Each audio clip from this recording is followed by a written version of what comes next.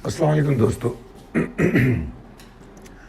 नए हफ्ते की कॉल लेकर आपके साथ 12 जनवरी 2026 के लिए आज हम इस वीडियो में मुख्तलिफ बातें करेंगे। एक सब में पहले एक मैं बड़ी मज़ेदार चीज़ शेयर करूंगा। ये हमारे एक क्लाइंट हैं, मेंबर हैं, उन्होंने मुझे भेजी, मुझे बड़ी हंसी आई, बहुत मज़ा आया, तो मैंने सोचा आपके साथ भी शेयर किया जाए। और उन्होंने जो लिखा और जो बताया वो मैं आपको इस तस्वीर में दिखा रहा हूँ। उन्होंने एक बंदे की तस्वीर भेजी मुझे जो बड़े सुकून से बैठा नीचे देख रहा है, सिगरेट का धुआं उड़ाता हुआ। फिर उसके बाद मुझे अपनी लास्ट 2 वीडियोस के थंबनेल मेरा दिल चाहा कि आपको याद दिलाऊं। तो अगर आप वो देखें तो 2480 पॉइंट की स्लाइड आज मिली हमें, आज के हाई से आज के लो पे। और अगर हम ओवरऑल देखें कि मार्केट, अगर इस वक्त की जो मार्केट की क्लोजिंग है, अगर उसका हिसाब करें तो 3495 पॉइंट मार्केट नीचे आ चुकी है। 3495 पॉइंट। अभी जो 3495 पॉइंट मार्केट नीचे आई है, अब इसको समझते हुए फिर ये 2 थंबनेल को देखिए तो आपको समझ आएगा कि आपको क्यों समझाने की कोशिश की जा रही थी, और इस आदमी का सुकून भी समझ में आएगा। ये आदमी सुकून में इसीलिए है कि इसने माल वक्त पे भेज दिया। तो कल हमारे जिस तरह मैं वीडियो में बता रहा था आपको कि हमारे कुछ मेंबर्स ने माल भेज दिया है, तो ये वो सुकून है जो मुझे अपने मेंबर्स में नज़र आता है, वो मैं आपके साथ शेयर कर रहा हूँ। अच्छा जनाब, मार्केट की आज की कहानी पे चलते हैं। तो कुछ ख़ास इस पर कहने को है नहीं, क्योंकि आज दौरान सेशन, वैसे तो मिड डे में नमाज के वक्फे में देता हूँ, मगर मैंने आज आपको 11 साढ़े 11 बजे 185 825 की अहमियत दोबारा याद दिलाई थी कि देखो भाई, यहाँ रिजेक्शन हो रही है, अच्छी तरह देख लो, इसके ऊपर नहीं रुक रही तो मार्केट नीचे जा रही है। उस वक्त मार्केट गिरी नहीं थी और मैं समझ रहा था कि सेकंड हाफ में गिरेगी। मार्केट ने पहले ही हाफ में नेगेटिव क्लोजिंग दे दी और फिर सेकंड हाफ में हमने 183,700 का लो भी देख लिया जो मैंने बताया आपको 2480 पॉइंट का बनता है। तो अगर आप लास्ट वीडियो को देखेंगे तो उसमें मेरी वार्निंग्स और स्टॉक्स में जो रिजेक्शंस आ रही थी उस पर मैंने बड़ी क्लियर बात की थी कि देखो मार्केट ऊपर गई, नीचे आई, मगर स्टॉक्स में रिजेक्शंस नज़र आ रही है, तो उस पर भी मैंने कहा था। तो मेरे ख्याल में बात दुरुस्त साबित हुई। बुल्स ब्रीथिंग स्पेस ढूंढते हुए नजर आए। वॉल्यूम्स नीचे गिर गए, 31.73% वॉल्यूम कल के सेशन के मुकाबले में कम हो गए। अब हम थोड़ा सा लास्ट वीक की कॉल को देखते हैं, तो वीकली रैपअप भी कर लेते हैं। तो लास्ट वीक कॉल आपके सामने है जो 5 जनवरी को दी गई, और उसके साथ फॉरेन इन्वेस्टर्स के नंबर्स भी हैं और वीकली क्लोजिंग है। और उसके बाद फिर आपके सामने मैं 3 किस्म के चार्ट दिखा रहा हूँ। मंथली, मंथ अभी क्लोज तो नहीं हुआ, मगर बहरहाल 3 मंथ दिखा रहा हूँ, यानी कि 2.5 मंथ बनते हैं। 9 हफ्ते जो क्लोज हो चुके हैं वो दिखा रहा हूँ, और डेली कैंडल्स 12 नवंबर से आज तक की कहानी दिखा रहा हूँ। मार्केट ने 12 नवंबर से अब तक 30,702 पॉइंट गेन किए, 157 से 187,900। और इन 9 हफ्तों में या 2.5 महीनों में मार्केट 19.53% बढ़ी है। 8 जनवरी को हाई लगा 187,905 का, और मार्केट की क्लोजिंग आपने देख ली 184,409। अब मैं इसमें ये बताना क्या चाह रहा हूं कि देखिए, ये हफ्ता जो गुजरा है शानदार था, नया हाई बना। अभी भी हफ्ता क्लोज हुआ है 3% इजाफे के साथ, 5,375 पॉइंट के इजाफे के साथ। मगर अगर मूव ऑफ द वीक देखें तो वो 8,370 पॉइंट की बनती है। वॉल्यूम पिछले हफ्ते के मुकाबले में 10% ज्यादा रहा। एग्रेसिव बाइंग जरूर देखी गई लोकल इंस्टीट्यूशन की जानिब से, बल्कि एग्रेसिव क्या, एक्सेप्शनल बाइंग देखी गई पूरे हफ्ते। यानी कि अगर सिर्फ इस हफ्ते की बाइंग देखें तो वो बड़ी हैरान कुन है। मगर दूसरी तरफ अगर मैं 9 तारीख तक की फॉरेन सेलिंग को देखूं तो वो भी मेरे लिए परेशान कौन है। अगर लोकल फंड्स की बाइंग मुझे अच्छी नज़र आ रही है तो फॉरेन इन्वेस्टर की सेलिंग बड़ी परेशान कौन है। अच्छा खासा माल बेचा है। पूरे दिसंबर में जो सेलिंग थी, जनवरी के 9 तारीख को उतनी सेलिंग हो गई है।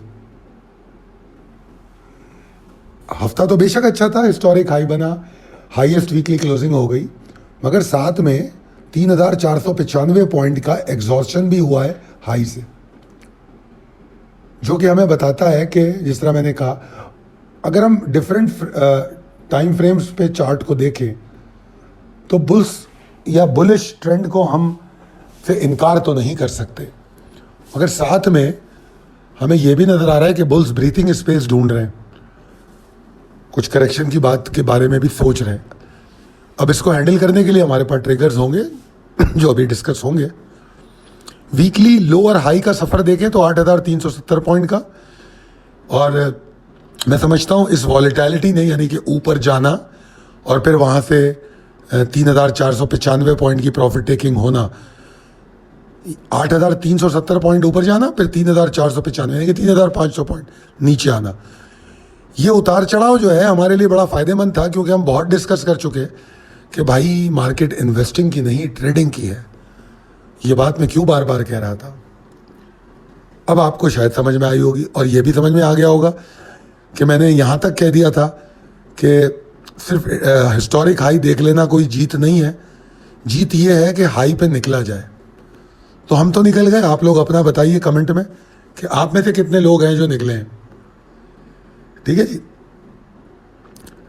अब जो मैक्रो फ्रंट में जो अपडेट्स हम देख रहे हैं उसमें हमें कुछ अच्छे डिफेंस एग्रीमेंट नज़र आए, बल्कि मैंने ग्रुप पे शेयर भी किए थे। हम बहुत सारे मुल्कों के साथ गुफ्तगू कर रहे हैं अपने जहाज़ टेक्नोलॉजी बेचने की, जो कि नेशनल इकोनॉमी के लिए तो यकीनन बहुत अच्छा है, मगर बहरहाल उनमें से जहाज़ बनाने वाली कोई कंपनी हमारी स्टॉक एक्सचेंज में लिस्टेड नहीं है। मगर मईशत के लिए अच्छा है, अगर ज़र मुबादला आता है तो ऑब्वियसली वो इकोनॉमी के लिए अच्छा है। मगर साथ में हमने पॉलिटिकल फ्रंट पे ये भी देखा है कि मईशत के हवाले से कंसर्न अब भी मौजूद है, क्योंकि आम लोगों को कोई रिलीफ अभी तक मिल नहीं पाया। इंडेक्स बहुत बढ़ गया, जहाज़ भी बेच लिए, जंग भी जीत ली। ग्लोबल फ्रंट पे हमारी जो खारजा पॉलिसी है उसकी तारीफ़ें भी हो गई, हर जगह हमारी तारीफ़ें होती हैं, हम मुख्तलिफ मुल्कों में पहचाने जाने लगे as a very good country, but हमारे मसाइल अपनी जगह मौजूद है। आम आवाम को रिलीफ नहीं मिला, पॉलिटिकल केओस नहीं ख़त्म हुआ, और अगर मैं देखूं तो पॉलिटिकल और ईस्टर्न और वेस्टर्न बॉर्डर पे इनस्टेबिलिटी बरकरार है। अगर मैं ग्लोबल सिनेरियो की बात करूं, वेनेजुएला, यूक्रेन और ईरान के लिए थ्रेट आपके सामने हुए। गाज़ा का मसला तो ना हल हुआ है, तो शायद आने वाले दिनों में हल हो पाएगा, मगर एक वेनेजुएला का नया सिलसिला शुरू हो गया, और इससे यूक्रेन रशिया को तक़वियत मिलेगी, ईरान को मज़ीद डराया जा रहा है। तो दुनिया के नक्शे पर कहीं भी अमन सुकून नज़र नहीं आ रहा, और ये ना दुनिया के लिए अच्छा है ना ग्लोबल इकोनॉमी के लिए अच्छा है। तो ये रियलिटीज़ हैं जो अनकंफर्टेबल करती हैं इन्वेस्टर को, ये बात हमें समझने की ज़रूरत है। अब आ जाते हैं इंपॉर्टेंट लेवल एंड ट्रिगर्स की जानिब, बल्कि उससे पहले डिस्कस कर लेते हैं strategy for the coming session. देखिए, बेशक इंडेक्स बहुत बुलिश है, मगर आखिरी 2 सेशन में हमें कुछ एग्जॉर्शन नज़र आई है जिसको इग्नोर नहीं किया जा सकता। बना होगा हिस्टोरिक हाई, अच्छी बात है, मगर हम इसको अपने बेनिफिट में कैसे ले सकते हैं ये हमें समझने की ज़रूरत है। इसके लिए ट्रिगर्स आपके बड़े काम आएंगे, और मैं पहले से जिस तरह बताता रहा हूँ कि मल्टीपल ट्रेडिंग अपॉर्चुनिटी, माल बेचोगे नया माल मिलेगा, तो हम इसको इस उतार चढ़ाव को से ये फ़ायदा उठाएंगे कि उन मौक़ों को इस्तेमाल करेंगे। हम मार्केट से निकल चुके हैं, तो हमारे लिए अब अपॉर्चुनिटी देखनी है कि हम फ्रेश एंट्री कहाँ लेंगे। ठीक है जी, हम इंडेक्स की नशे में नहीं रहेंगे कि index all time high closing दे रहा है वीकली फला फला, नहीं, ये हमारा कंसर्न नहीं है। ठीक है, अच्छी बात है, खुशी की बात है, मगर हमारा कंसर्न हमारा प्रॉफिट है, हमारी नेट इक्विटी है। इंपॉर्टेंट लेवल एंड ट्रिगर की अगर मैं बात करूं तो एग्जॉस्शन कंटिन्यू कर सकती है अगर 184,025 के नीचे मार्केट आने वाले हफ्ते में या मंडे को ट्रेड करती है तो प्रोलॉन्ग कर सकती है। करेक्टिव वेव 182,390 तक जा सकती है, जो 182,455 390 का जो लेवल है वहाँ तक मार्केट जा सकती है। उसको तोड़ने के बाद सिनेरियो में तब्दीली आ सकती है, बेयर्स में थोड़ा एग्रेशन भी पैदा हो सकता है। बुल्स के हवाले से ये कहूँगा कि मौजूदा सूरत हाल बुल्स को बहुत ज़्यादा सपोर्ट नहीं कर रही, क्योंकि एग्जॉस्शन 2 दिनों में हमने देखी है। तो अगर बुल्स की कोई हाइपर मूव होती है तो उसको सब में पहले शॉर्ट ऑन स्ट्रेंथ के एंगल से देखेंगे कि क्या हम और माल बेच सकते हैं, क्या हम शॉर्ट ऑन स्ट्रेंथ कर सकते हैं। क्योंकि मुझे इंडेक्स में स्टेबिलिटी नज़र नहीं आती जब तक ये 186, 355, 425 जोन के नीचे है। यानी कि इतना ऊपर 1-2 हज़ार पॉइंट बनते ही है। अगर 2,000 पॉइंट ऊपर भी चला जाए तो ये शक की गुंजाइश रहेगी कि वापस नीचे आएगा, क्योंकि हर वेव की एडजस्टमेंट होती है, पुल बैक होता है, रिट्रेसमेंट होती है। तो 186, 425 के ऊपर सस्टेन जब तक नहीं करता, मैं मार्केट के बारे में ऑप्टिमिज्म बनाने की कोशिश नहीं करूंगा।